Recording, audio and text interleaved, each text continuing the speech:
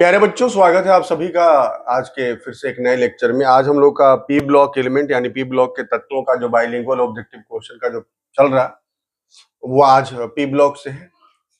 इसके बाद हम लोग फिर पृष्ठीय रसायन का क्वेश्चन लेकर के आएंगे, फिर आपका डी और एफ ब्लॉक लेकर के आएंगे, हेलो एल्केन हेलो एरीन लेकर आएंगे, उसके बाद उप सहसंयोजक यौगिक यानी कोऑर्डिनेशन कंपाउंड आएगा। तो ऐसे करके सभी के ऑब्जेक्टिव क्वेश्चन आएंगे। उसके बाद फिर मैराथन लाया जाएगा, फिर सब्जेक्टिव क्वेश्चन लाया जाएगा। बाकी अपने सिलेबस को पूरी तरीके से कंप्लीट करने के लिए, एग्जाम के लिए प्रिपेयर्ड होने के लिए चैनल को जरूर फॉलो कीजिएगा। और आपको भी कुछ लगेगा तो आप जरूर कमेंट सेक्शन में सजेशन में जरूर लिख दीजिएगा। आइए शुरुआत करते हैं आज के चैप्टर का, जिसका नाम है पी ब्लॉक एलिमेंट्स, और इसके केमिस्ट्री ऑब्जेक्टिव क्वेश्चन जो बिहार बोर्ड 2027 में आने की संभावना है। आप मान कर चलिए यहाँ से कम 7 से 8 ऑब्जेक्टिव क्वेश्चन आपके एग्जाम में पूछे जाते हैं। और इसीलिए मैंने पीवाईक्यू से लेकर के जितने भी तरह के टॉपिक वाइज संभावित क्वेश्चन है उन सभी को लेकर के आपके साथ सामने। चलिए शुरुआत करें पहले क्वेश्चन का। पहला क्वेश्चन कह रहा है what is the general electronic configuration of group 15 elements, है ना। वर्ग 15 के तत्वों का सामान्य इलेक्ट्रॉनिक विन्यास क्या है। जब हम वर्ग 15 के तत्वों की बात कर रहे हैं तो आप यहाँ पर ध्यान देना कि वर्ग 15 में नाइट्रोजन आता है, नाइट्रोजन फास्फोरस आर्सेनिक एंटीमनी, है ना। Nitrogen phosphorus arsenic antimony bismuth, ये एलिमेंट आते हैं, ये तत्व आते हैं। इसमें किसी एक का भी इलेक्ट्रॉनिक कॉन्फ़िगरेशन आप लिख लीजिए, इलेक्ट्रॉनिक विन्यास लिख लीजिए, और अंतिम में जो आएगा, अंतिम कक्षा यानी लास्ट सेल का जो कॉन्फ़िगरेशन दिखेगा उसी को हम लोग जनरल इलेक्ट्रॉनिक कॉन्फ़िगरेशन कहते हैं। तो जैसे अगर हम नाइट्रोजन का कॉन्फ़िगरेशन लिखेंगे तो 1s2 2s2 और 2p3 लिखेंगे। लास्ट में देखिए 2s2 2p3 आया। लास्ट सेल को अगर n मानते हैं आप तो ns2 और np3 हो जाएगा। ns2 और np3 हमारा क्या आंसर हो जाएगा, ns2 np3 हमारा करेक्ट ऑप्शन हो जाएगा बी। क्लियर है। वर्ग 15 यानी कि ग्रुप 15 के बाह्यतम कक्षा में 5 इलेक्ट्रॉन होता है। ठीक है, चलिए next. Which group 15 element is most abundant in the atmosphere. वर्ग 15 में कौन सा तत्व वायुमंडल में सर्वाधिक मात्रा में पाया जाता है। हम सभी जानते हैं कि वायुमंडल में सबसे ज्यादा मात्रा में पाए जाने वाला जो तत्व है वो कौन है, नाइट्रोजन है। नाइट्रोजन लगभग 78% पाया जाता है ना। 78% लगभग पाया जाता है आयतनानुसार, है ना, बाई वॉल्यूम। तो हमारा आंसर क्या हो जाएगा, बी हो जाएगा। सबसे ज्यादा यही पाया जाता है। क्वेश्चन नंबर 3 की बात करें, which oxidation states are commonly shown by group 15 element. वर्ग 15 के तत्व सामान्यतः कौन से ऑक्सीकरण अवस्था प्रदर्शित करते हैं। इस ऑक्सीकरण अवस्था को समझने के लिए हम यहाँ पर थोड़ा सा काम कर लेते हैं, एक पेज लेकर के, उसके बाद आप फिर इसका आंसर कर लेना। देखो आप देखो, अगर फास्फोरस का कॉन्फ़िगरेशन अगर लिखते हो तो क्या लिखोगे, नियॉन 3s2 और 3p3। 3s है एक ऑर्बिटल, 3p में कितने, 3, है ना, कक्षकों की संख्या 3। एक इलेक्ट्रॉन यहाँ है, एक इलेक्ट्रॉन यहाँ, एक इलेक्ट्रॉन यहाँ, एक इलेक्ट्रॉन यहाँ, यहाँ 2 इलेक्ट्रॉन है। क्लियर है। अब यहाँ ध्यान देना कि यहाँ पर देखिए 3 अनपेयर्ड इलेक्ट्रॉन, यानी कि 3 अयुग्मित इलेक्ट्रॉन, और तीनों अगर अयुग्मित इलेक्ट्रॉन है, तीनों जगहों पर एक एक इलेक्ट्रॉन आ सकता है ना। और इन तीनों जगहों पर एक एक इलेक्ट्रॉन अगर आ सकता है तो ये 3 इलेक्ट्रॉन गेन कर सकता है, और अगर 3 इलेक्ट्रॉन गेन करेगा तो -3। ठीक है, अगर ये 3 इलेक्ट्रॉन गेन करता है तो -3। अगर ये 3 इलेक्ट्रॉन का त्याग कर सकता है, क्योंकि यही 3 अनपेयर्ड इलेक्ट्रॉन कारण इसके अंदर अनस्टेबिलिटी है, तो अगर ये 3 इलेक्ट्रॉन का त्याग कर दे तब क्या बन जाएगा, +3। और जरूरत पड़ने पर ये लास्ट सेल के सभी इलेक्ट्रॉनों को अगर त्याग दे तो कितना बन जाएगा, +5, है ना। तो मूल रूप से अगर हम लोग देखें सामान्य अवस्था में तो हमारा वर्ग 15 का तत्व यानी ग्रुप 15 एलिमेंट्स जो है वो 3 प्रकार के ऑक्सीकरण अवस्थाओं को प्रदर्शित करेगा, जिसमें -3 +3 और +5 आ जाएगा। ठीक है ना। यहाँ पर तो हमारा आंसर क्या हो जाएगा, -3 +3 और +5, -3 +3 और +5। क्लियर होगी बात ना। यही इसका प्रदर्शित करेगा सामान्य अवस्था में। अगले क्वेश्चन पर आइए, which group 15 element has highest electronegativity. सबसे वर्ग 15 के किस तत्व की विद्युत ऋणात्मकता सबसे अधिक होती है। आप इस चीज को समझो। दो तीन चीजों को समझा देते हैं। सबसे पहले आप परमाणु त्रिज्या की बात करें, यानी कि एटॉमिक रेडियाई की बात करें, तो जब परमाणु त्रिज्या की बात करते हैं तो देखिए नाइट्रोजन, फास्फोरस, आर्सेनिक, एंटीमनियम, बिस्मथ। ऊपर से नीचे आते हैं, ऊपर से नीचे आइएगा,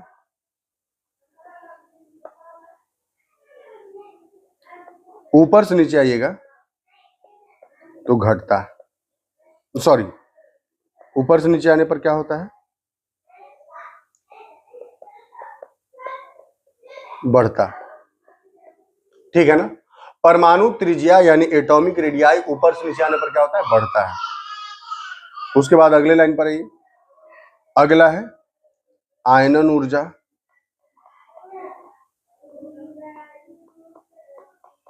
आयनन ऊर्जा,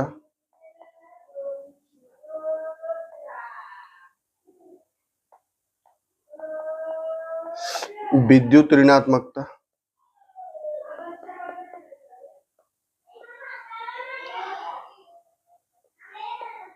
विद्युत ऋणात्मकता।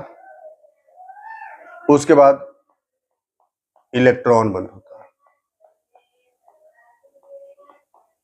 इलेक्ट्रॉन बंद होता है। ये तीनों जब हम ऊपर से नीचे की ओर आएंगे, जब हम ऊपर से नीचे आएंगे तो क्या होता है, घटता है। ऊपर से नीचे आने पर क्या होता है, घटता है। ठीक है ना। यहां पर परमाणु त्रिज्या ऊपर से नीचे आने पर बढ़ता है और ये तीनों गुण जो है वो क्या होता है, घटता है। इस बात का ध्यान रखिएगा। आइए, विद्युत ऋणात्मकता सबसे ज्यादा किसका होगा, तो नीचे आने पर क्या हो रहा है, घट रहा है। तो सबसे ज्यादा विद्युत ऋणात्मकता किसका हो जाएगा, नाइट्रोजन का। और सबसे कम किसका हो जाएगा, बिस्मथ का। हमारा आंसर क्या हो जाएगा, नाइट्रोजन। क्लियर हो रही बात, नाइट्रोजन। चलिए अगले सवाल पर चलते हैं। ये सब कॉन्सेप्ट आपको दिमाग में रखना है। हाँ, एक सवाल सब लोग पूछ रहा था कि इसका पीडीएफ कहां, तो पीडीएफ का जो लिंक होगा वो टेलीग्राम चैनल का लिंक आज से हम ऐड कर दिया करेंगे डिस्क्रिप्शन में। डिस्क्रिप्शन में जाइएगा, टेलीग्राम चैनल का लिंक डाला होगा, उस लिंक पर चले जाइएगा और उसी टेलीग्राम चैनल पर आपको जितने भी चैप्टर अभी तक पढ़ाए गए हैं सबका पीडीएफ लगभग आपको उपलब्ध करा दिया जाएगा। और अगर आप टेलीग्राम चैनल से जुड़ जाइएगा तो हम कोशिश ये भी करेंगे कि हर शाम आपका ऑब्जेक्टिव का प्रैक्टिस उस पर करा सके, कुछ होमवर्क सीरीज भी उस पर हम चालू कर सके। ठीक है ना। चलिए आगे बढ़ते हैं। अगला क्वेश्चन है कि the atomic size of group 15 elements generally, है ना, वर्ग 15 के तत्वों का परमाणु आकार सामान्यतः, अभी जस्ट बताया, यहां देखो बताएं, ऊपर से नीचे आने पर क्या होता है, घट बढ़ता है ना। ऊपर से नीचे आने पर क्या होता है, बढ़ता है। देखो तो क्या हो रहा, इंक्रीजेस डाउन द ग्रुप, यानी वर्ग में नीचे जाने पर क्या होता है, बढ़ता है। क्लियर है बात ना। सबसे छोटा परमाणु आकार किसका, नाइट्रोजन का, और सबसे बड़ा परमाणु आकार किसका, बिस्मथ का। अगले सवाल पर आइए, which element has the highest first ionization enthalpy in group 15, वर्ग 15 में किस तत्व की प्रथम आयनन एंथैल्पी या आयनन ऊर्जा सबसे अधिक है। फिर से वही लौटिए इस पेज पर, आयनन ऊर्जा या आयनन एंथैल्पी सेम बात होता है। सबसे ज्यादा किसका है, नाइट्रोजन का, सबसे कम किसका है, बिस्मथ का, है ना। तो यहाँ आंसर पर आ जाइए, सबसे ज्यादा किसका हो जाएगा, नाइट्रोजन का हमारा हो जाएगा। क्लियर है बात। चलिए नेक्स्ट क्वेश्चन पर चले। The unusually high ionization enthalpy of nitrogen is mainly due to, nitrogen का असामान्य रूप से आयनन एंथैल्पी उच्च होने का मुख्य कारण क्या है। तो मुख्य कारण यही है कि भाई इसका परमाणु आकार क्या है, छोटा है, तो आयनन ऊर्जा क्या है, ज्यादा है। परमाणु आकार छोटा तो आयनन ऊर्जा ज्यादा। दिमाग में रखिएगा, परमाणु आकार छोटा तो आयनन ऊर्जा ज्यादा। यानी ये तीनों जो हैं इसके साथ व्युत्क्रमानुपाती, यानी उल्टा है। आयनन ऊर्जा परमाणु त्रिज्या की व्युत्क्रमानुपाती है, विद्युत ऋणात्मकता भी इसकी व्युत्क्रमानुपाती है, इलेक्ट्रॉन बंधुता भी परमाणु त्रिज्या की व्युत्क्रमानुपाती है। यानी इन तीनों में से कोई बढ़ेगा तो ये घटेगा, और ठीक है, यानी परमाणु त्रिज्या घटेगा। अगर परमाणु त्रिज्या आपका क्या हो रहा, परमाणु त्रिज्या अगर बढ़ रहा तो ये तीनों क्या होंगे, घटेंगे। अब परमाणु त्रिज्या अगर घट रहा तो ये तीनों क्या होंगे, बढ़ेंगे। ध्यान रखिएगा इस बात। तो परमाणु आकार छोटा होना ही क्या है कारण, देखिए यहां पर लार्ज एटॉमिक साइज, ये तो गलत है, नाइट्रोजन का परमाणु आकार क्या है, छोटा है। Half filled 2p3 configuration, अर्धपूर्ण 2p3 विन्यास। ठीक है, अब समझो बात को, ये भी बड़ा कारण है। यही कारण आप परफेक्ट मानकर चलिएगा। क्यों? क्योंकि जब आप नाइट्रोजन का विन्यास लिखिएगा, तो देखिए नाइट्रोजन का विन्यास लिखिएगा तो क्या लिखिएगा? हीलियम, ये तो लिखने आता ही होगा। आप हीलियम नहीं लिखते होगे तो 1s2 लिखोगे, तो हीलियम 2s2 और 2p क्या हो गया? 3। 2s में कक्षक की संख्या 1 है, 2 इलेक्ट्रॉन भरा है। 2p में कक्षकों की संख्या 3 है, 1-1 इलेक्ट्रॉन भरा हुआ है। अब बात को समझिए, 1-1 इलेक्ट्रॉन भरा हुआ है, तो ये क्या हो गया? अर्धपूरित कक्षक हो गया। ये हाफ फील्ड ऑर्बिटल हो गए, अर्धपूरित हो गए, हाफ फील्ड हो गए। तो जब हाफ फील्ड ऑर्बिटल है, तो हाफ फील्ड ऑर्बिटल आप ही बताओ कि ये स्टेबल होगा कि नहीं होगा? है ना, इसके अंदर स्थिरता ज्यादा होगा। क्यों स्थिरता ज्यादा होगा? क्योंकि यहां पर बराबर है इलेक्ट्रॉनों का वितरण। इलेक्ट्रॉनों का वितरण तीनों कक्षकों में, तीनों ऑर्बिटल में बराबर संख्या में है, तो स्टेबिलिटी ज्यादा है, स्थिरता ज्यादा है। और अगर आपको यहां से इलेक्ट्रॉन का त्याग कराना है तो उस स्थिरता को तोड़ना पड़ेगा, और नाइट्रोजन उस चीज का विरोध करेगा, बोलेगा भाई हम पहले से स्टेबल हैं, हम पहले से स्थिर हैं, आप मेरा एक और इलेक्ट्रॉन निकाल दीजिएगा, हम तो अनस्टेबल हो जाएंगे, अस्थिर हो जाएंगे। तो इस कारण से नाइट्रोजन एक इलेक्ट्रॉन निकालने देना नहीं चाहता है और वो स्थिर रहता है। इसीलिए जब उससे इलेक्ट्रॉन निकालना आप चाहिएगा तो आपको ज्यादा से ज्यादा ऊर्जा देना पड़ेगा। इसी कारण से इसका आयनन एंथैल्पी क्या होता है? ज्यादा होता है। तो हाफ फील्ड 2p3 कॉन्फ़िगरेशन, अर्धपूर्ण या अर्धपूरित 2p3 विन्यास। नेक्स्ट क्वेश्चन पर है कि which group 15 element has the greatest tendency to form P pi multiple वर्ग। वर्ग 15 में कौन सा तत्व पी पाई से पी पाई बहुआबंध बनाने में सबसे अधिक प्रवृत्ति रखता है? नाइट्रोजन। नाइट्रोजन के पास सबसे ज्यादा क्षमता है। इसको चलिए हम समझा देते हैं। देखिए 2 नाइट्रोजन परमाणु आप ले लीजिए, दूसरा कलर ले लेते हैं। 2 नाइट्रोजन परमाणु लीजिए, तो हीलियम और 2s2 और 2p क्या हो जाएगा? 3। यहां भी हम नाइट्रोजन ले रहे हैं, तो हीलियम 2s2 और 2p कितना हो जाएगा? 3। 2s तो पूरी तरह भरा हुआ है, यहां भी 2s पूरी तरह भरा हुआ है, यह आबंध निर्माण में भाग लेगा नहीं। आइए 2p में, p में 3, 1 2 3, 1 2 3। ये px है, ये py है, ये pz, px py pz। आप समझो px कैसा बनता है भाई? ऐसा बनता है px, ये है py और ये है pz। इसका वाला भी px आएगा जुड़ने के लिए, चलिए इसको लेकर आइए, px जुड़ गया। तो यहां पर दोनों नाइट्रोजन के px जुड़ गए, ये भी px था, ये भी px था, जुड़ गए सामने सामने, तो सिग्मा बंध बन गया। ये py और ये pz, तो इसका py इसके साथ, इसका pz के साथ, इसका py के साथ, pz के साथ। तो यहां पर एक पाई बना, यहां पर भी एक पाई बना, तो इसी को हम लोग कहते हैं पी पाई आबंध। तो यहां पर पी पाई आबंध का निर्माण हो पा रहा। क्लियर है बात ना? पी पाई आबंध का निर्माण हो पा रहा। ठीक, तो नाइट्रोजन में हो पा रहा। अब ऐसा नहीं है कि फास्फोरस में भी नहीं होगा, फास्फोरस में होगा। लेकिन आप बात समझिए कि ये जो पाई आबंध बन रहा, ये जो आपको पाई आबंध फिलहाल दिख रहा है यहाँ पर, ये जो पाई आबंध दिख रहा, ये समांतर अतिव्यापन से बनने वाला आबंध, ये कमजोर आबंध होता है, कमजोर आबंध है। अब मान लीजिए नाइट्रोजन का परमाणु आकार छोटा है, तो नजदीक से अतिव्यापन हो रहा है, ये नजदीक से जुड़ाव हो रहा है, इस कारण से थोड़ा मजबूत आबंध बना रहा है।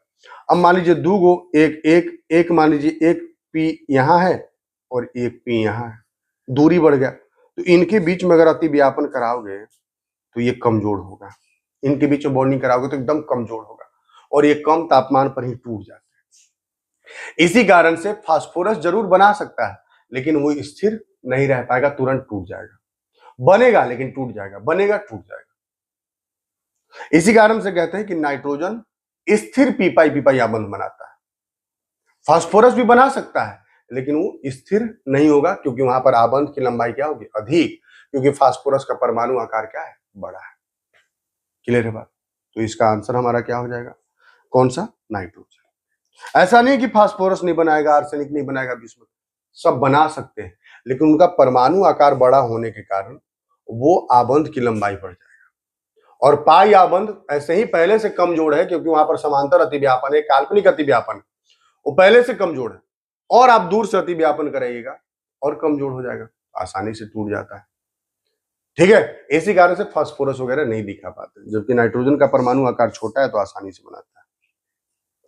अगले पर चलिए, the metallic character of group 15 elements, वर्ग 15 के तत्वों का धात्विक गुण क्या है?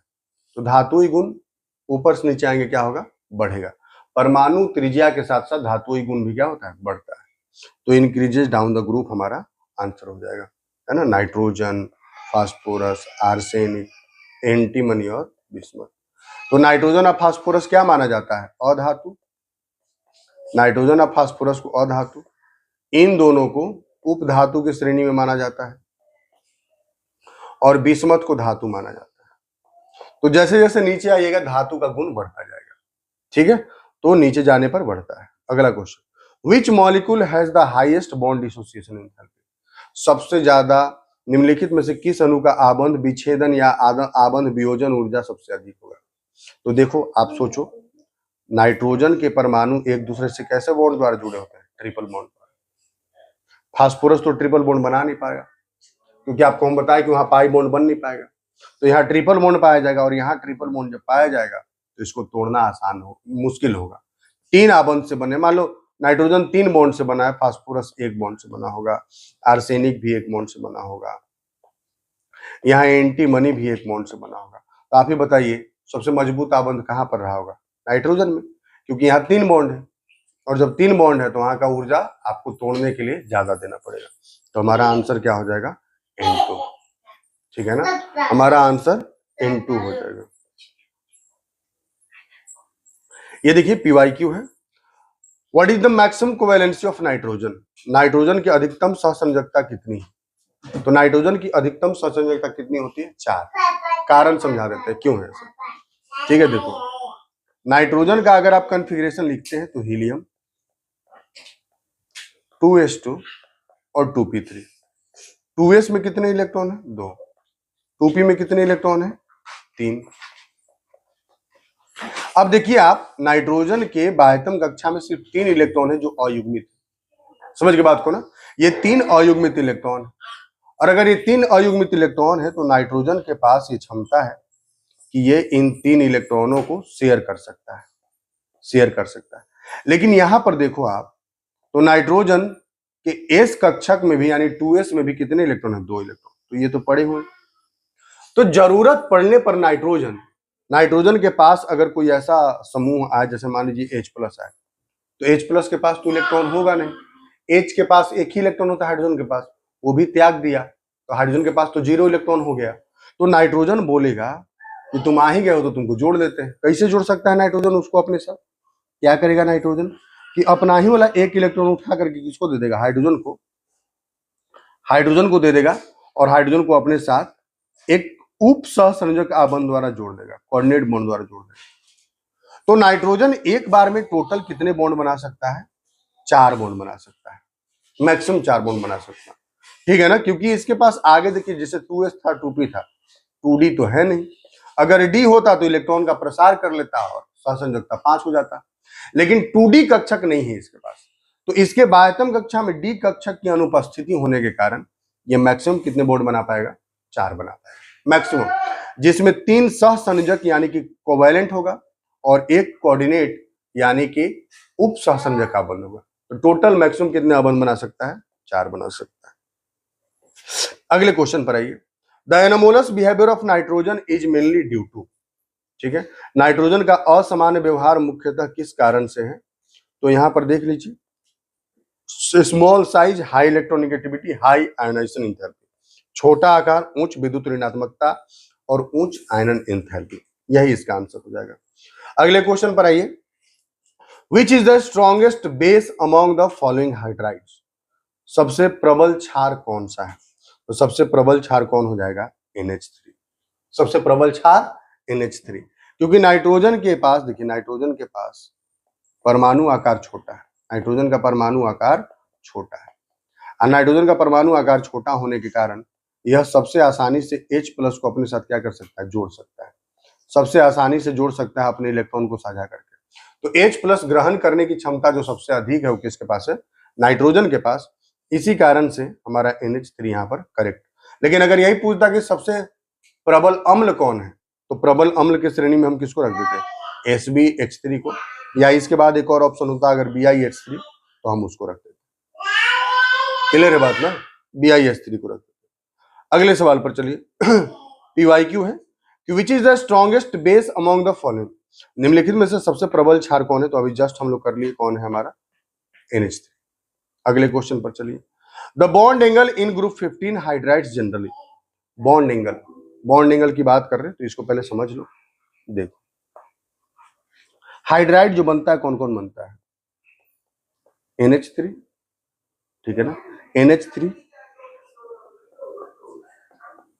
PH3, ASH3, SbH3, BiH3। Gate लगा दो बेटा मेरा, जाओ बाहर, तुम भी चले जाओ, गेट लगा के बाहर चले जाओ।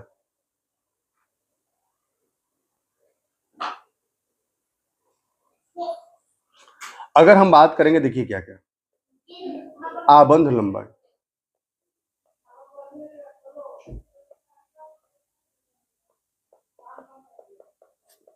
आबंध लंबाई ऊपर से नीचे की ओर क्या होगा? बढ़ेगा, बढ़ेगा। आबंध लंबाई क्या होगा? नीचे की ओर बढ़ेगा। ध्यान रखिएगा। आबंध ऊर्जा,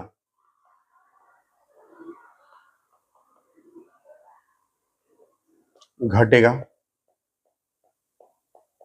आबंध ऊर्जा क्या होगा? घटेगा। राइटिंग थोड़ा गंदा है, संभाल लीजिएगा आप लोग। आबंध ऊर्जा घटेगा। अम्लीय गुण बढ़ेगा।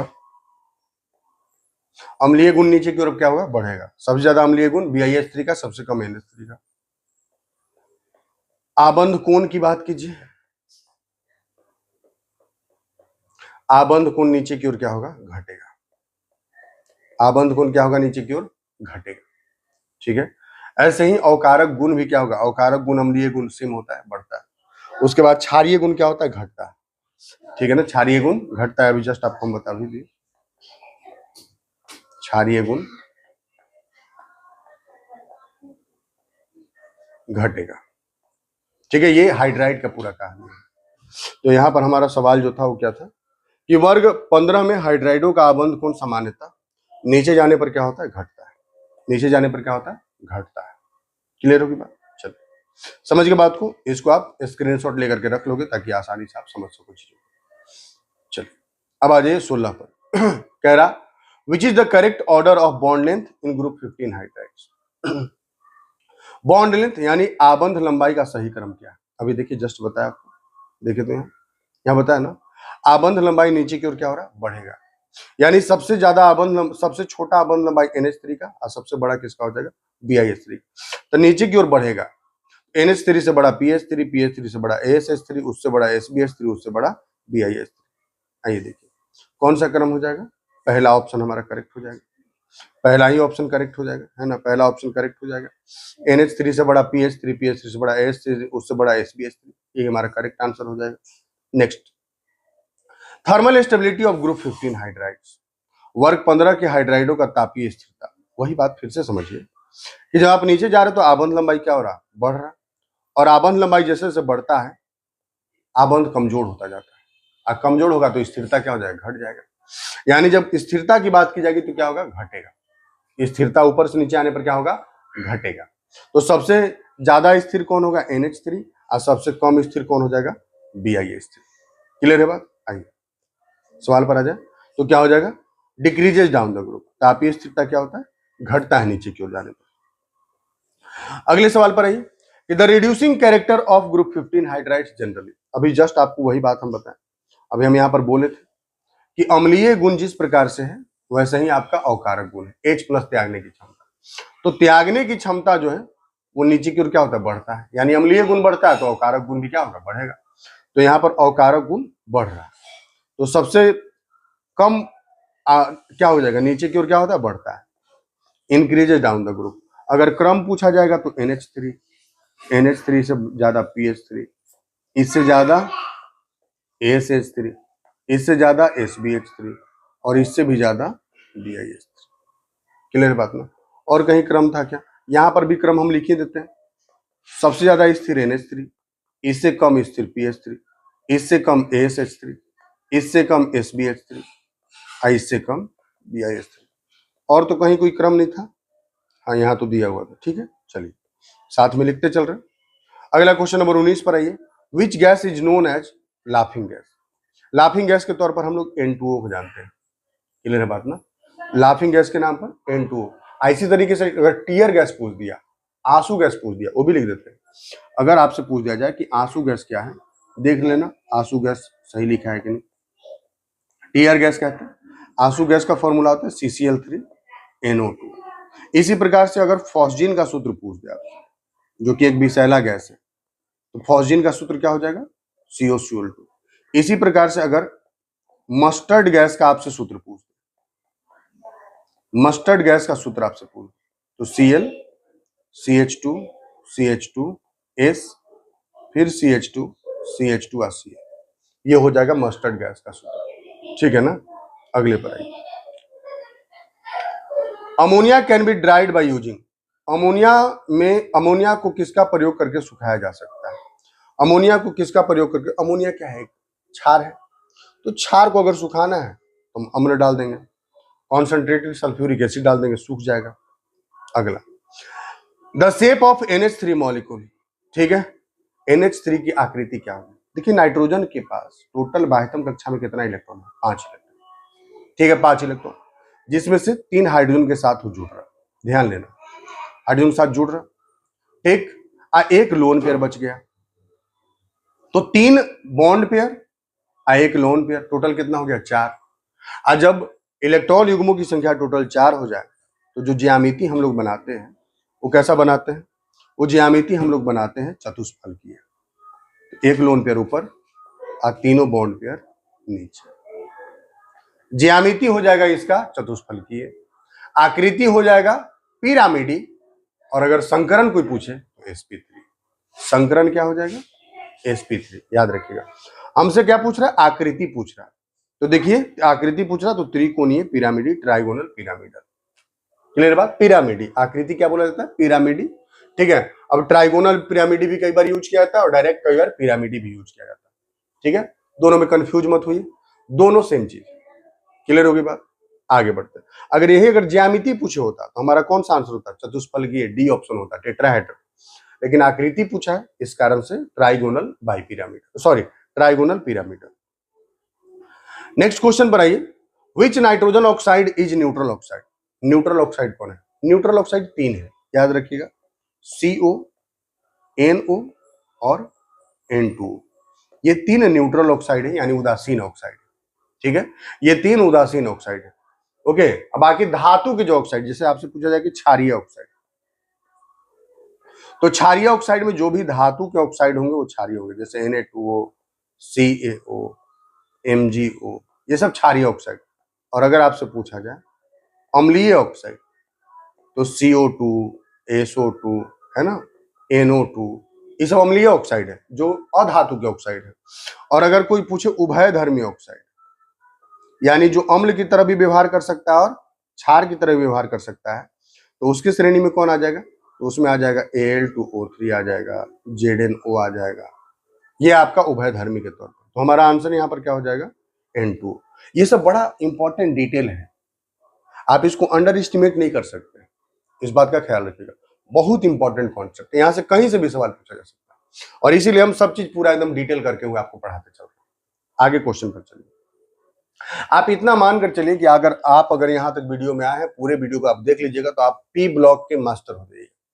P ब्लॉक से फिर आपसे ऑब्जेक्टिव क्वेश्चन नहीं छूटेगा, साथ साथ कई सारा आपका समझो कि मतलब 2 मार्क्स वाला क्वेश्चन भी आपसे बनने लगेगा। बहुत कॉन्सेप्ट का डिटेलिंग करेंगे, एकदम निश्चिंत होकर के बस खाली वीडियो को देखते जाना। अगला है the oxidation state of nitrogen in HNO3। ठीक है, पहले HNO3 का संरचना बना लो। नाइट्रोजन है, एक डबल बॉन्ड O होगा, फिर O होगा, H होगा, O ऐसे। ठीक है, तो इसका जो यहाँ पर देखना कई बार पूछता है कि क्या ये समतलीय है, तो बिल्कुल ये समतली, ठीक है। इसका संरचना कैसा, समतली। ऑक्सीकरण अवस्था निकालो, -2 -2 -2 और हाइड्रोजन का +1, सबको जोड़ दो, -2 -2 -2 -6 और +1, तो -6 +1 करेंगे कितना आ जाएगा, -5 आएगा। इसी -5 का क्या करते हैं, चिन्ह हम लोग अपोजिट कर देते हैं, तो यहाँ पर कितना आ जाएगा, +5। आंसर हमारा क्या हो जाएगा, +5। क्लियर है बात ना। ऑक्सीकरण अवस्था पूछा था, +5 हमारा हो गया। Which allotrope of phosphorus is thermodynamically most stable. Phosphorus का कौन सा अपरूप उष्मागतिकीय रूप से सबसे अधिक अस्थायी है। तो देखिए, सबसे ज्यादा अस्थायी अगर पूछा जाएगा तो हमारा हो जाएगा ब्लैक फास्फोरस, काला फास्फोरस। और सबसे कम अस्थायी अगर पूछा जाएगा, यानी सबसे ज्यादा अभिक्रियाशील पूछा जाएगा, तब हो जाता श्वेत फास्फोरस, यानी व्हाइट फास्फोरस, ठीक है। और पूछा जाए कि माचिस की तिल्ली में कौन सा फास्फोरस का इस्तेमाल करते हैं, तब आंसर दीजिएगा रेड फास्फोरस, यानी लाल फास्फोरस। क्लियर है, तीनों से रिलेटेड बातचीत हम लोग कर रहे हैं। अगले पर आइए। White phosphorus is stored under water because it. श्वेत फास्फोरस को जल के नीचे रखा जाता है क्योंकि यह, ठीक है। अब क्यों रखा जाता है, क्योंकि देखो श्वेत फास्फोरस सबसे ज्यादा अभिक्रियाशील अपरूप है। कोई पूछेगा क्यों, कारण, तो कारण देना है कि जो श्वेत फास्फोरस होता है उसका जो संरचना है,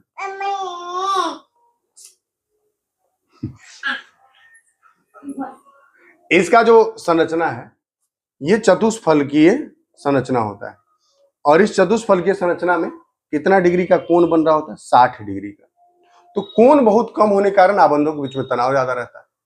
आबंधों के बीच तनाव रहेगा ज्यादा, तो तनाव होने के कारण क्या होता है कि आबंध कमजोर हो जाते हैं और आसानी से टूट करके अभिक्रियाशील बन जाते हैं।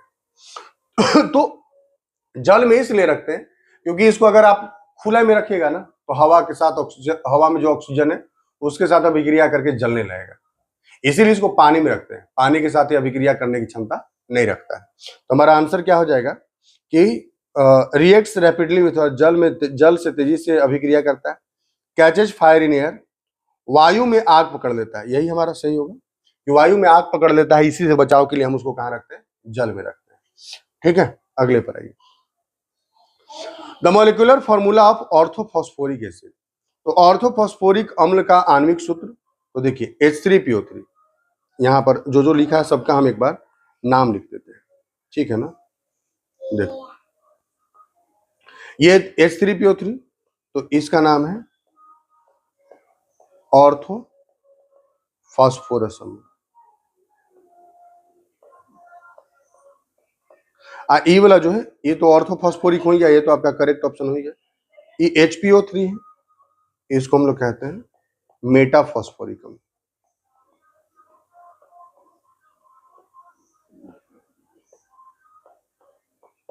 इसको कहते हैं ओलियम, याद रखिएगा ओलियम। ओलियम के ही जलीय अपघटन से सल्फ्यूरिक अम्ल बनता है, ठीक है। चलिए आगे बढ़े। विच acid is try basic among the following. कौन सा अम्ल त्रिक्षारीय या त्रिभाषमिक है, ठीक है। तो इसका आंसर करना है, तो चलो कर लेते। देखो संरचना बनाओ, H3PO4, इसका संरचना बनाओगे,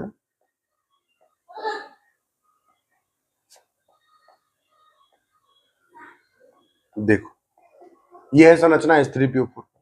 H3PO3 का संरचना बनाओ, तो P double bond O H O H और एक H, ठीक है। H3PO2 का संरचना बनाओ,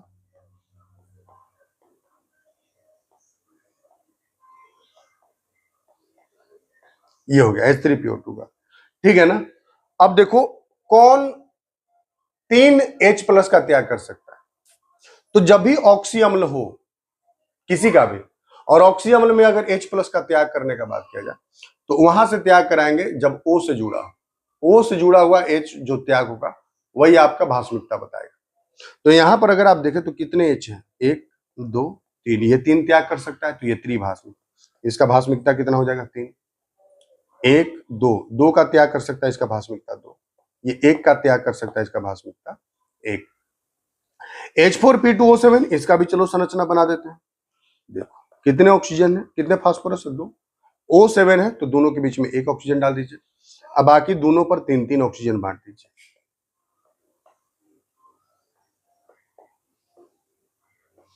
अब आइए देखो तो 7 ऑक्सीजन हो गया और 4 हाइड्रोजन, देखो तो हो गया।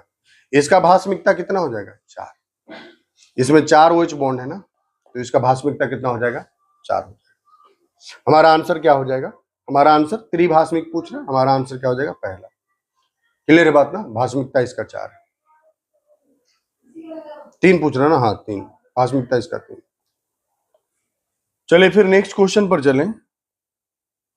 अगला क्वेश्चन कह रहा है anomalous behaviour of oxygen is mainly due to, oxygen का असामान्य व्यवहार मुख्यतः किस कारण से है। देखो जब भी पूछे असामान्य व्यवहार की बात तो छोटा आकार, उच्च विद्युत ऋणात्मकता, डी कक्षक की अनुपस्थिति, उच्च विद्युत ऋणात्मकता, ऐसी करके बोल देना है, तो ये आपका आंसर हो जाएगा। क्वेश्चन नंबर 33 पीवाईक्यू है, पिछले मतलब पूछा हुआ सवाल है आपका। विच मॉलिक्यूल्स कंटेन अनपेयर्ड इलेक्ट्रॉन, किस अणु के पास अयुग्मित इलेक्ट्रॉन, और देखो अनपेयर्ड इलेक्ट्रॉन मतलब अयुग्मित इलेक्ट्रॉन की बात कर रहा है, तो किसके पास अयुग्मित इलेक्ट्रॉन होगा, तो देखिए ऑक्सीजन के पास जो भी इलेक्ट्रॉन है उसको ये साझा करके डबल बॉन्ड बना लेता है। नाइट्रोजन के पास भी जो डबल बॉन्ड होता है, नाइट्रोजन के पास भी जो बॉन्ड इलेक्ट्रॉन होता है उससे क्या करता है ट्रिपल बॉन्ड बना लेता है। H2O की बात करते हैं, ऑक्सीजन के पास ऐसे टोटल 6 इलेक्ट्रॉन रहते हैं जिसमें से 2 के साथ बॉन्ड बना लेता है। कार्बन के पास डबल बॉन्ड, ठीक है, ऐसा कंडीशन। अब इसमें देखिए कि अनपेयर्ड इलेक्ट्रॉन यानी अयुग्मित इलेक्ट्रॉन पूछ रहा है। अगर आप देखोगे तो अयुग्मित इलेक्ट्रॉन की बात करोगे तो ये कॉन्सेप्ट देखो कहां से है, ये कॉन्सेप्ट है आणविक कक्षक सिद्धांत से। यहां से आप सोचोगे कि आप देख रहे हो कि सब तो जोड़ा जोड़ा है, सब जगह इलेक्ट्रॉन जोड़ा में है ना, यहाँ भी देखो ये जोड़ा में है, यहाँ भी देखिए सारे इलेक्ट्रॉन जोड़ा में है, नाइट्रोजन के पास बच भी रहा तो वो भी जोड़ा में है, तो यहाँ पर अयुग्मित इलेक्ट्रॉन आपको नहीं दिखेगा। ये आपको कहां से दिखेगा, ये दिखेगा आणविक कक्षक सिद्धांत वाले से। और आणविक कक्षक सिद्धांत में होता था sigma 1s2, sigma star 1s2, है ना, sigma 2s2, sigma star 2s2 ऐसे करके जब आप विन्यास को लिखते हैं आणविक कक्षक सिद्धांत के आधार पर, तब आपको ऑक्सीजन में अयुग्मित इलेक्ट्रॉन मिलता है प्रति आबंधित आणविक कक्षकों में, है ना, पाई कक्षकों में, प्रति आबंधित पाई कक्षकों में आपको क्या मिलता है अयुग्मित इलेक्ट्रॉन। और इसी कारण से कहा जाता है कि O2 हमारा कैसा है, तो अनुचुंबकीय है। O2 कैसा है, अनुचुंबकीय। तो हमारा आंसर क्या हो जाएगा O2। ध्यान रखिएगा इस चीज को, ठीक है ना, ऐसे घुमा करके पूछ सकता है या पूछ देता है कि निम्न में से कौन अनुचुंबकीय है, तो हमारा आंसर क्या हो जाएगा O2। ठीक है, चलिए नेक्स्ट सवाल पर चले। The oxidation states commonly shown by group 16 elements include, वर्ग 16 के तत्वों द्वारा सामान्यतः प्रदर्शित ऑक्सीकरण अवस्थाओं में शामिल है। तो अगर हम लिखें ऑक्सीजन का इलेक्ट्रॉनिक विन्यास तो क्या लिखोगे, देखो ऑक्सीजन, चलो सल्फर का लिखते हैं। सल्फर का इलेक्ट्रॉनिक विन्यास, सल्फर का अगर लिख रहे हो एटॉमिक नंबर 16, तो हीलियम 3s2 और 3p4, 3p4, 3s है, s में 2 इलेक्ट्रॉन, 3p है, p में कितने इलेक्ट्रॉन है 4, 1 2 3 4, ये 4 इलेक्ट्रॉन। ध्यान देना, आवाज मत करो, ये 4 इलेक्ट्रॉन है, 2 अयुग्मित है, तो पहले इन दोनों का त्याग करेगा तो +2 बन जाएगा, फिर अगर इन दोनों की जगह पर ग्रहण करेगा तो -2 बन जाएगा, अगर इन चारों का त्याग करेगा तो +4 बनेगा, और इन पूरे का त्याग करेगा तो +6 बनेगा। तो -2 +2 +4 +6 हमारा करेक्ट आंसर। क्लियर है बात ना। बाह्यतम कक्षा में जो भी अयुग्मित इलेक्ट्रॉन है उनकी जगह पर त्याग और ग्रहण होता है, और बाह्यतम कक्षा में जितने इलेक्ट्रॉन है सबका भी त्याग किया जा सकता है, इस बात को भी आप ख्याल रखेंगे। अगले सवाल पर चलिए, क्वेश्चन नंबर 35 ये कहता है कि which group 16 element generally does not show +6 oxidation state, वर्ग 16 का कौन सा तत्व सामान्यतः +6 ऑक्सीकरण अवस्था प्रदर्शित नहीं करता है। हमारा आंसर हो जाएगा ऑक्सीजन। ऑक्सीजन नहीं प्रदर्शित कर पाता है, ठीक है, छोटा परमाणु है, इसके पास से कोई भी 6 इलेक्ट्रॉन खींच करके नहीं ले जा पाएगा, क्योंकि इसकी विद्युत ऋणात्मकता भी क्या होती है, अधिक होती है। अगर ऑक्सीजन से भी ज्यादा विद्युत ऋणात्मक अगर कोई है तो वो है कौन? फ्लोरीन। फ्लोरीन के अलावा और ऑक्सीजन के पास से इलेक्ट्रॉन को खींच कर ले जाने की क्षमता है नहीं। अब फ्लोरीन के पास ये क्षमता ही नहीं है कि 6 इलेक्ट्रॉन खींच सकता है, क्योंकि फ्लोरीन के पास तो खुद ही बेचारा देखो कैसे रहता है, 2s2 और 2p में रहता है, 2p5। तो फ्लोरीन के पास तो सिर्फ एक ही इलेक्ट्रॉन की कमी है, तो ये तो खुद ही इतना क्षमता नहीं रखता कि 6 इलेक्ट्रॉन को अपनी तरफ खींच सके, इसके पास खुद ही इतना क्षमता नहीं। ठीक है, चलिए नहीं करो ऐसे, आवाज आ रहा। Which group 16 hydride has highest boiling point? वर्ग 16 के किस हाइड्राइड का क्वथनांक सबसे अधिक है? क्वथनांक सबसे ज्यादा किसका होगा? तो क्वथनांक की जब बात करेंगे तो क्वथनांक द्रव्यमान के साथ बढ़ता है, क्वथनांक में वृद्धि द्रव्यमान के साथ होता है। अगर यहां पर जब हमसे क्रम पूछ रहा है तो H2O से ज्यादा, H2O का ज्यादा होगा, H2 इसका कम होगा, इससे ज्यादा H2AC होगा, और इससे भी ज्यादा H2TE होगा, यही क्रम हो जाता है। ठीक है, तो सबसे ज्यादा अगर पूछ रहा है हाइड्राइड का तो हम लोग H2TE करेंगे। हालांकि एक बार क्रॉस चेक कर लेना क्वथनांक के मामले में, H2O का क्वथनांक 100 डिग्री सेल्सियस होता है। एक बार क्रॉस चेक जरूर कर लीजिएगा कि H2TE का क्या उससे ज्यादा है या नहीं, एक बार क्रॉस चेक आप जरूर कर लेना। ठीक है, इसमें डाउट है, प्रोबेबली H2O भी आंसर भी हो सकता है, एक बार आप क्रॉस चेक कर लेना डाटा के मुताबिक। अगले सवाल पर, the unusually high boiling point of water is due to, जल के असामान्य उच्च क्वथनांक का कारण क्या है? तो देखिए, जल के अणु ऐसे होते हैं, 2 हाइड्रोजन। तो देखिए, हाइड्रोजन पर क्या रहता है, ऑक्सीजन पर क्या रहता है? माइनस। हाइड्रोजन पर क्या रहता है? प्लस। आंशिक प्लस आंशिक माइनस। तो इसका वाला माइनस इसके वाले प्लस को अपनी ओर आकर्षित कर लेता है। इसी को कहते हैं हाइड्रोजन आबंध, एच आबंध। इसको क्या कह देंगे? एच आबंध कह देंगे, हाइड्रोजन आबंध कह देंगे। और यही कारण होता है कि जल का क्वथनांक जो है सबसे ज्यादा होता है, बहुत अधिक होता है। अगले सवाल पर चलिए, in which compound does oxygen show +2 oxidation state? किस यौगिक में ऑक्सीजन +2 ऑक्सीकरण अवस्था प्रदर्शित करता है? हम आपको बोले कि ऑक्सीजन पूरे आवर्त सारणी में दूसरा सबसे अधिक विद्युत ऋणात्मक तत्व है, most electronegative, second most electronegative element है। इसके पास से इलेक्ट्रॉन खींच कर ले जाने की क्षमता अगर किसी के पास है तो वो सिर्फ फ्लोरीन के पास। फ्लोरीन के अलावा और इसके पास से कोई भी इलेक्ट्रॉन खींचकर नहीं ले जा सकता है। ठीक है, तो जब भी ऑक्सीजन का +2 ऑक्सीकरण अवस्था दिखे, +2 ऑक्सीडेशन स्टेट दिखे, तो उस कंडीशन में सिर्फ और सिर्फ किसके साथ हो सकता है? फ्लोरीन के साथ हो सकता है। ये का यहां पर हमारे पास देखिए F2O है, F2O में ऑक्सीजन का माइनस, फ्लोरीन का -1 है और ऑक्सीजन का +2 ऑक्सीकरण अवस्था होता है, इकलौता यौगिक है। इसी तरीके से एक और पाया जाता है O2F2,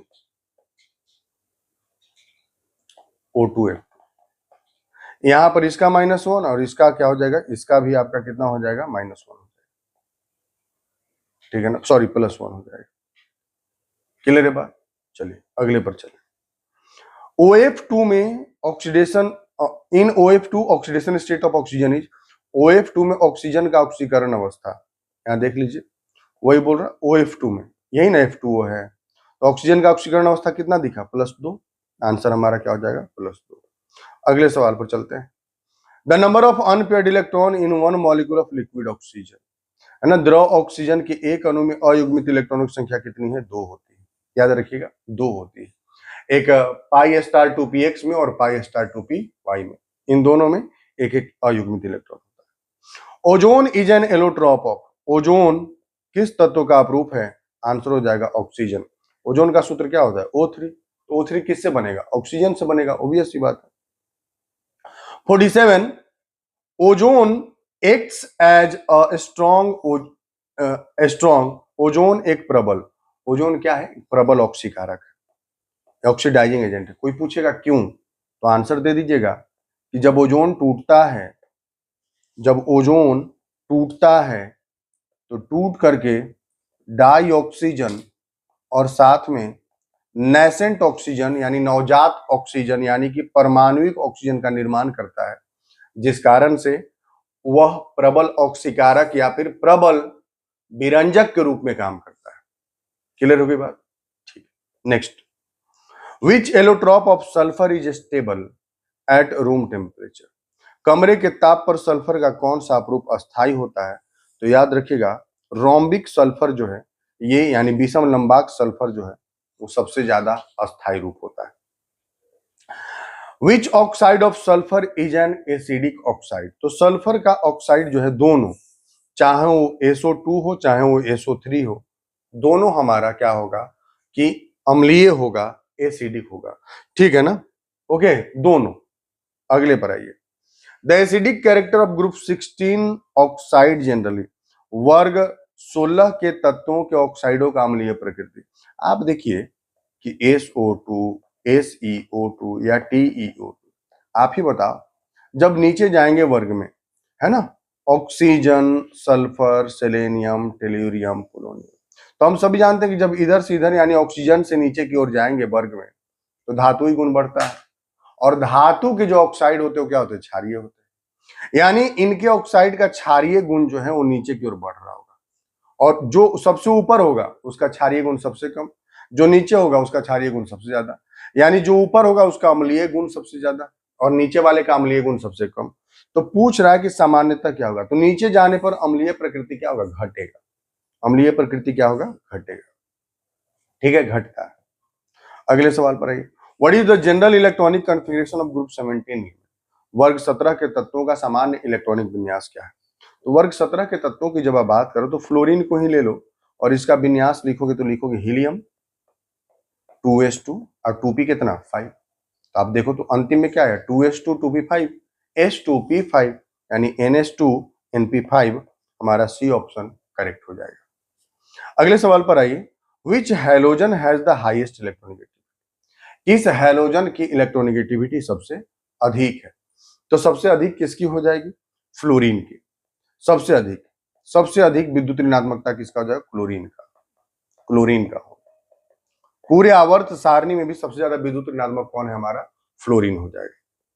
अगले सवाल पर आइए, which halogen has most negative electron gain enthalpy? सबसे ज्यादा इलेक्ट्रॉन गेन एंथैल्पी निगेटिव, यानी कि किस हैलोजन का इलेक्ट्रॉन ग्रहण एंथैल्पी सबसे अधिक ऋणात्मक?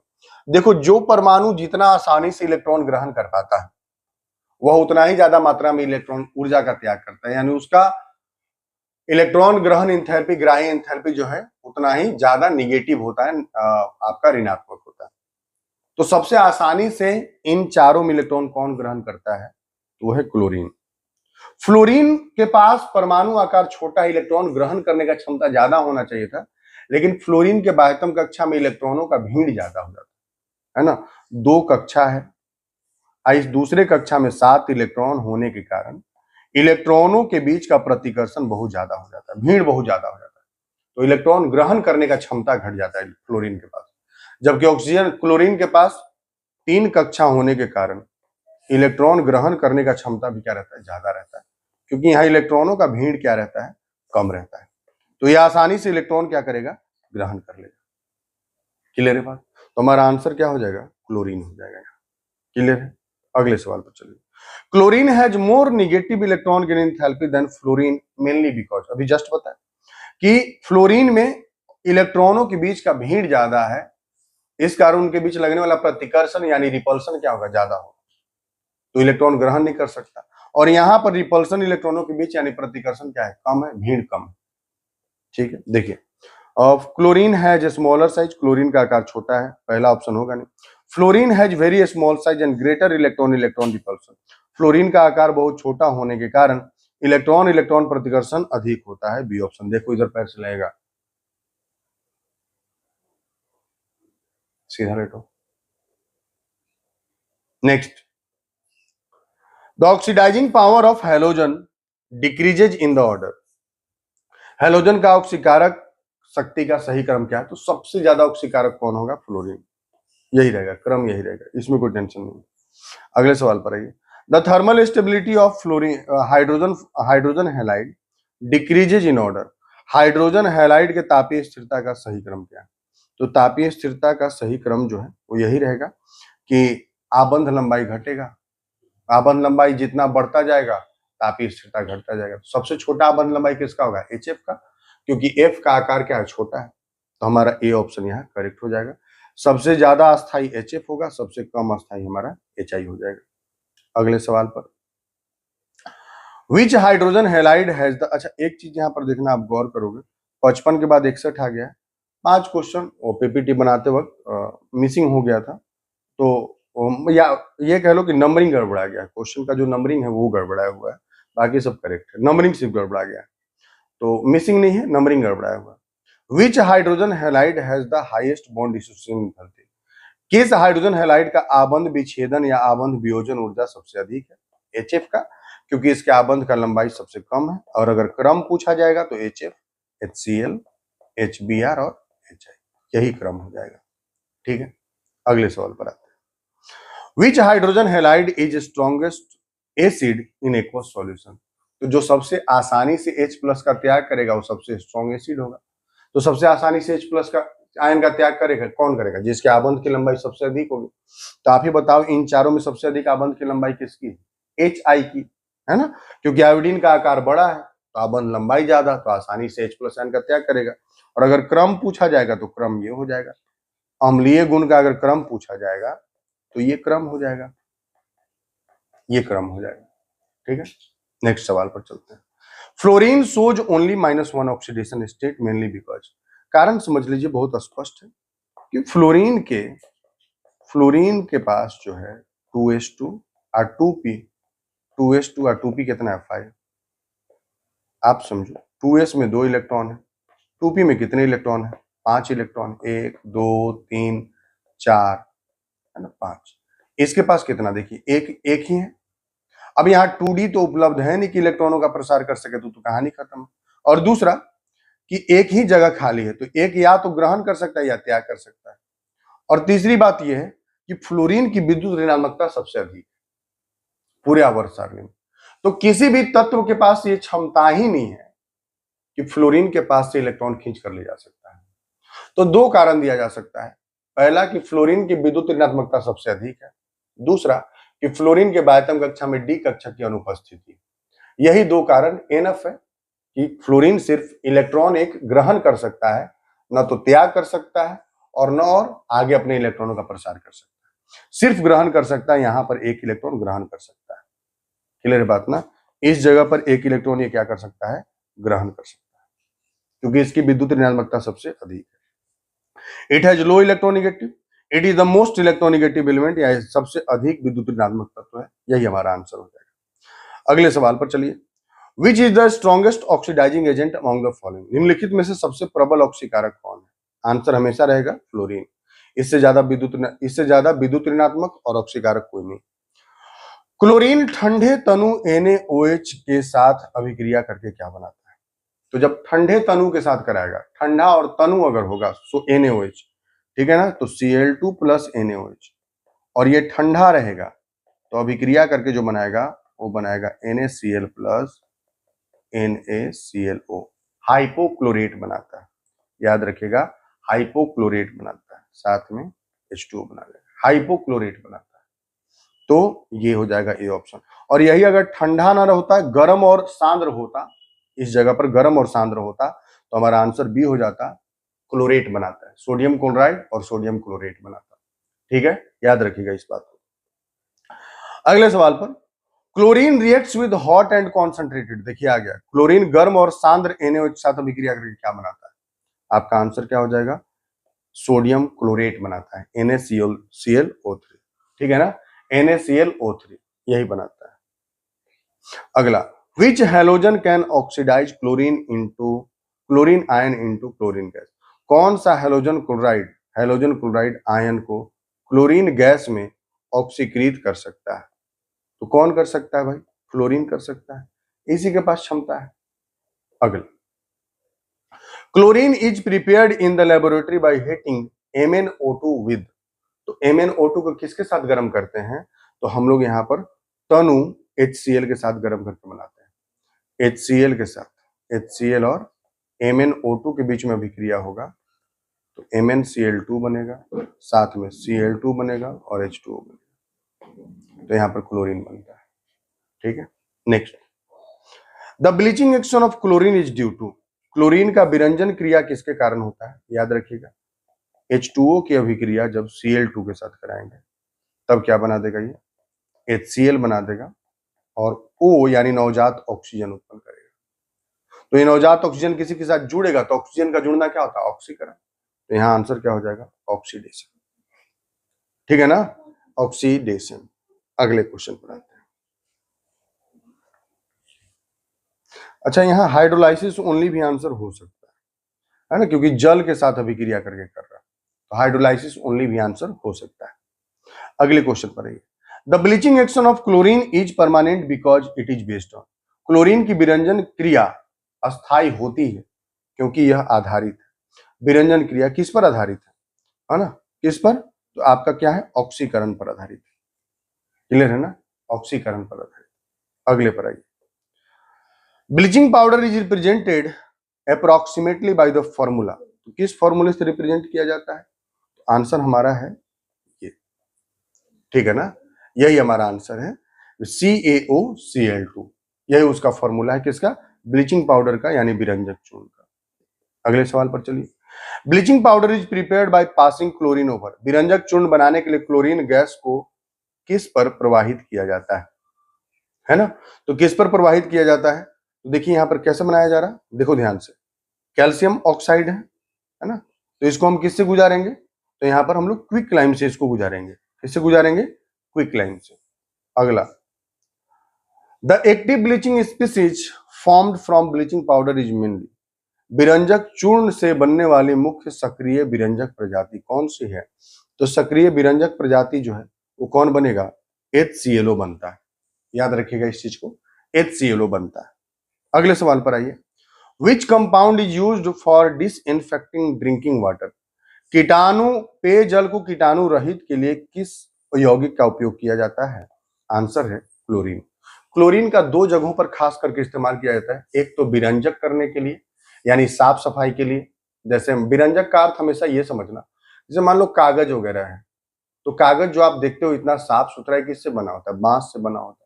बांस देखो कितना गंदा होता है, उससे अगर व्हाइट पेज बनाना है तो उसमें उसके रंग को उड़ाना होगा, तो रंग को उड़ाने के लिए हम लोग क्लोरीन का इस्तेमाल करते हैं। ठीक है, रंग को उड़ाने के लिए क्लोरीन का इस्तेमाल करते हैं, और तो वहां पर विरंजक के तौर पर और कीटाणु नाशक, खास करके पानियों को शुद्ध करना हो तब क्लोरीन का इस्तेमाल किया जाता है। अगले क्वेश्चन पर आइए। ये थोड़ा सा रिपीट हो रहा तो इसको हम लोग आगे बढ़ जाए, उसके बाद हम लोग डायरेक्ट कहाँ आएंगे, हम लोग पहुंचेंगे 81 पर। जैसा कि बोले हैं कि नंबरिंग गड़बड़ाया हुआ है, बस वही। What is the general electronic configuration of group 18 elements, याद करो, आप आर्गन का लिखो, नियोन का लिखो विन्यास, तो क्या लिखोगे कि हीलियम 2s2 और 2p कितना 6, s2p6 ns2np6, कहाँ है ns2np6, यहाँ सी ऑप्शन में करेक्ट हो गया। आइए 82 number. Which of the following is the lightest noble gas, सबसे हल्की निष्क्रिय गैस कौन सी है, हीलियम, ये तो आप लोग जान ही रहे हो, सबसे छोटा है, तो हीलियम आंसर हो जाएगा। अगले सवाल पर आइए। Which noble gas has the highest ionisation enthalpy, किस निष्क्रिय गैस का आयनन एंथैल्पी सबसे अधिक है, तो सबसे अधिक किसका हो जाएगा, हीलियम का। सबसे छोटा परमाणु आकार, तो सबसे ज्यादा ऊर्जा भी इसी को देना पड़ेगा इलेक्ट्रॉन त्याग कराने के लिए। अगले पर आइए। The low reactivity of noble gases is mainly due to, अब बताओ निष्क्रिय गैस, निष्क्रिय गैस की कम अभिक्रियाशीलता का मुख्य कारण क्या है, मुख्य कारण है 12वीं कक्षा का अष्टक पूरा होना। जैसे हम नियोन लिख रहे हैं तो लिखे ना कि हीलियम 2s2 और 2p कितना 6, p में 6 इलेक्ट्रॉन आ सकता है, 6 भर गया, तो पूरा का पूरा भरा हुआ है, तो क्या इसको जरूरत है इलेक्ट्रॉन ग्रहण या त्याग करने का, नहीं जरूरत है। तो सिंपल आंसर है कि क्या है, कंप्लीट वैलेंस सेल, पूर्ण संयोजी कक्षा या पूर्ण संयोजकता कोष। क्लियर है बात, 8 इलेक्ट्रॉन चाहिए, 8 पूरा है, अष्टक पूरा है, ऑक्टेट पूरा है। ठीक है, यही कारण। अगले सवाल पर आइए। Which noble gas has the highest abundance in the earth atmosphere, ठीक है, पृथ्वी के वायुमंडल में कौन सी निष्क्रिय गैस सबसे अधिक मात्रा में पाई जाती है, आंसर आर्गन, आर्गन सबसे ज्यादा मात्रा में पाया जाता है। अगला, which noble gas is used in balloons because of its low density and non-flammable nature, कम घनत्व और अज्वलनशील प्रकृति के कारण गुब्बारों में किस निष्क्रिय गैस का प्रयोग किया जाता है? हमारा आंसर हो जाएगा हीलियम। क्लियर बात ना, हीलियम का यूज किया जाता है बड़े बड़े गुब्बारों में। Which noble gas is commonly used in advertising sign and produces a reddish orange glow? विज्ञापन संकेतों में सामान्यतः किस निष्क्रिय गैस का प्रयोग किया जाता है जो लाल नारंगी चमक देता है? आंसर है नियॉन। नियॉन का काम है चमक देना। अगले पर आइए। Argon is used in electric bulb mainly because of it, है ना, विद्युत बल्बों में आर्गन का उपयोग मुख्यतः इसलिए किया जाता है क्योंकि यह, इसका काम क्या है? तो काम यहाँ पर है कि ये प्रिवेंट्स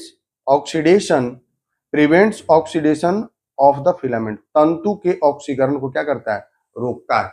अंदर में पूरा एकदम जो माहौल है निष्क्रिय बना करके रखता है, तो ऑक्सीकरण से बचाता है, तंतु को जो टंगस्टन का लगा रहता है उसको बचाता है। Which noble gas is used in cryogenic application because of its extremely low boiling point? अत्यंत कम क्वथनांक के कारण क्रायोजेनिक अनुप्रयोगों में किस निष्क्रिय उपयोग का किया जाता है? कम क्वथनांक सबसे कम किसका है? आंसर हो जाएगा हीलियम। एक बात का आप ध्यान रखना है ना, ध्यान ये रखना है कि आप अगर वीडियो को यहां तक देख तो ऑब्वियस सी बात है कि आपके अंदर सीखने की लालसा है। ऐसे ही आप बस प्रिपरेशन में लगे रहिएगा, चैनल के साथ जुड़े रहिए, मेरे साथ जुड़े रहिए, एक भरोसा बना करके रखिए। हर एक 2 दिन पर आपके लिए इस तरह के लेक्चर आते रहेंगे, आप उसको बस देखते जाओ और मेरा भरोसा मानो कि एग्जाम टाइम एक बार और रिवीजन कर लेना, आपका सारा कॉन्सेप्ट क्लियर हो जाएगा। आपको बिल्कुल भी वरीड होने की जरूरत नहीं है। आपने सेंटर में जो 70 में 70 बनाने की बात होती है, आप 70 में 70 बना कर आओगे, ये गारंटी हम देते हैं। ठीक है ना, चलिए अगले सवाल पर आइए। Which noble gas is radioactive and is formed during the radioactive decay of radium? कौन सी निष्क्रिय गैस रेडियोधर्मी है जो रेडियम के रेडियोधर्मी क्षय से बनता है? आंसर है रेडॉन। रेडॉन का निर्माण होता है ना। अगले पर आइए। Which noble gas forms the largest number of known compounds? है ना, कौन सी निष्क्रिय गैस ज्ञात यौगिकों में सबसे अधिक संख्या बनाती है? आंसर है जेनॉन। जेनॉन क्या क्या बनाता है? XeF2 बनाता है, XeF4 बनाता है, XeF6 बनाता है, XeO3 बनाता है, XeO2F2 बनाता है, XeOF4 बनाता है। इतने यौगिकों का निर्माण आपका जेनॉन करता है, लेकिन डायरेक्ट जो बनता है वो सिर्फ ये 3 बनता है। ये तीनों बाकी रेफरेंस से बनते हैं, है ना, ये 3 डायरेक्ट बनते हैं। ठीक है, अगला। The first noble gas compound prepared was, सबसे पहले तैयार किया गया निष्क्रिय यौगिक था कौन सा है? हमारा जेनॉन XePtF6, यही सबसे पहली बार तैयार किया गया था। अगले सवाल पर आइए। Xenon reacts with fluorine to form mainly, xenon fluorine के साथ अभिक्रिया करके मुख्यतः क्या बनाता है? अभी हम यहाँ पर आपको बताए थे कितने, ये 3 बनाता है। डाई है, डाइफ्लोराइड, टेट्राफ्लोराइड और हेक्साफ्लोराइड। ऑप्शन हो जाएगा हमारा ए। अगले क्वेश्चन पर आइए। What is the shape of XeF2? XeF2 का आकृति क्या है? देखिए, जेनॉन के बाह्यतम कक्षा में टोटल 8 इलेक्ट्रॉन। अब ध्यान देना, 2 के साथ बॉन्ड कर रहा तो बच गया 3 लोन पेयर और 2 बॉन्ड पेयर, तो 3 और 2 5 हो गया। और जब 5 हो जाता है तो हम उसका ज्यामिति बनाते हैं ऐसा, ट्राइगोनल, बाइपिरामिडल, त्रिकोणीय, द्विपिरामिड। लेकिन हमसे ज्यामिति नहीं पूछा, हमसे पूछा आकृति। तो आकृति में हम लोन पेयर की बात नहीं करते हैं, सीधा बन रहा। हम लोग सिर्फ बॉन्ड पेयर की बात करते हैं, तो सीधा मतलब क्या हो गया? रेखीय। आंसर क्या हो गया? रेखीय। और ज्यामिति पूछता तो हमारा क्या हो जाता? ज्यामिति पूछता तो हमारा हो जाता आंसर ट्राइगोनल, बाइपिरामिडल, यानी त्रिकोणीय, द्विपिरामिड। अगले सवाल पर आइए। 95। What is the shape of XeF4? XeF4 अणु की आकृति क्या होगी? फिर से वही बात कि जेनॉन के पास टोटल 8 इलेक्ट्रॉन, 4 फ्लोरीन जुड़ रहा, तो 4 बॉन्ड पेयर और 2 लोन पेयर, तो 4 और 2 6 हो गया। बनाइएगा तो 1 लोन पेयर ऊपर, 1 लोन पेयर नीचे, 1 फ्लोरीन इधर, 1 फ्लोरीन इधर, 1 फ्लोरीन इधर, 1 फ्लोरीन इधर, है ना। तो इसका जो ज्यामिति होगा वो अष्टफलकीय यानी ऑक्टाहेड्रल होगा। लेकिन जब शेप की बात करेंगे तो शेप क्या होगा? स्क्वायर प्लेनर यानी वर्ग समतली। यही ना, शेप यही होगा, स्क्वायर प्लेनर, वर्ग समतली। अगले सवाल पर आइए। The hybridization of xenon in HCF4, HCF4 का हाइब्रिडाइजेशन क्या हो जाएगा, देखो तो कितना बना है total, 2 lone pair, 4 bond pair, तो 4 2 6, यानी sp3d2 हो जाएगा हाइब्रिडाइजेशन। संकरण क्या हो जाएगा, संकरण sp3d2, हमारा डी ऑप्शन हो जाएगा। अगले सवाल पर आइए 97 पर, what is the shape of HCF6? HCF6 का जेनॉन के बाह्यतम कक्षा में कितना इलेक्ट्रॉन, 8, कितने के साथ बॉन्ड कर रहा है, 6 के साथ कर रहा है, तो 6 बॉन्ड पेयर है, एक लोन पेयर, तो शेप क्या बनाएंगे भाई, ये एक एफ यहां, एक एफ यहां, एक एफ यहां, एक एफ नीचे, एक एफ यहां, एक एफ यहां, ठीक है। तो इसको हम लोग कहते हैं डिस्टॉर्टेड ऑक्टाहेड्रल, यानी कि विकृत अष्टफलकीय, ठीक है ना, इसको क्या कहेंगे, विकृत अष्टफलकीय, डिस्टॉर्टेड ऑक्टाहेड्रल। 98 पर आइए, which xenon compound contains xenon in the +6 oxidation state, किस जेनॉन यौगिक में जेनॉन का ऑक्सीकरण अवस्था +6 है, आंसर है हमारा सी, HCF6 में, ठीक है, HCF6 में, क्योंकि F का क्या होता है -1, तो -6 फ्लोरीन है तो -6 हो जाएगा, उल्टा कर देंगे +6 बन जाएगा। 99 which statement about noble gas is correct, निष्क्रिय गैसों के संबंध में कौन सा कथन सही है, they have low ionization enthalpy, गलत, हाई आयोनाइजेशन एंथैल्पी होगा, इनका आयनन ऊर्जा क्या होगा, उच्च होगा, है ना, they have completely filled valence shell, इनका संयोजकता कोष पूर्णतः भरा होता है, यही हमारा सही करेक्ट हुआ, क्योंकि NH2NP6 पूरा भरा हुआ है, अष्टक पूरा है। और लास्ट पर आइए, which of the following represents the correct decreasing order of bond angle around xenon, निम्नलिखित में से जेनॉन के आसपास आबंध कोण का सही घटता हुआ क्रम कौन सा है, तो देखिए HCF2 में क्या है, 180 डिग्री का कोण बनेगा, इसमें कितने का बनेगा, 90 डिग्री का बनेगा, इसमें और कम हो जाएगा, 6 भाग में बांट दीजिए और कम हो जाता है, तो हमारा ये ऑप्शन करेक्ट हो जाएगा। ये रहा पूरा आपका 100 क्वेश्चन जो हम लोगों ने चर्चा किया इस चैप्टर का, है ना, पी ब्लॉक का पूरे 100 क्वेश्चन। अब ये सभी 100 के 100 क्वेश्चन इंपॉर्टेंट है जो हम बताया आपको, ठीक है। अब ये इसके पीछे रिसर्च, क्वेश्चन बनाना, उसको फिर आपको प्रेजेंट करना, वीडियो बनाना, इस गर्मी में आप मेरा देख रहे हो पूरा कपड़ा भीग चुका है, मतलब कई तरह की चीजों को काम करना और आपके लिए एक प्रॉपर मैटर लेकर के आना अपने आप में काफी चैलेंजिंग होता है, और ये तब होता है जब हम सेल्फलेस काम कर रहे होते हैं। तो ये सिर्फ आपके लिए है, आपके लिए डेडिकेटेड है, आपके लिए है।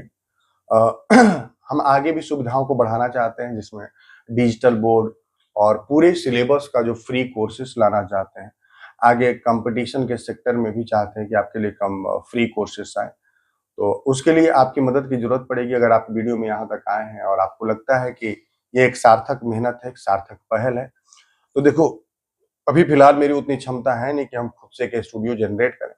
हम चाहते हैं कि अगर आपकी उसमें भागीदारी हो तो काफी अहम होगा वो भागीदारी। तो अब मेरे पास 2 ऑप्शन बचते हैं।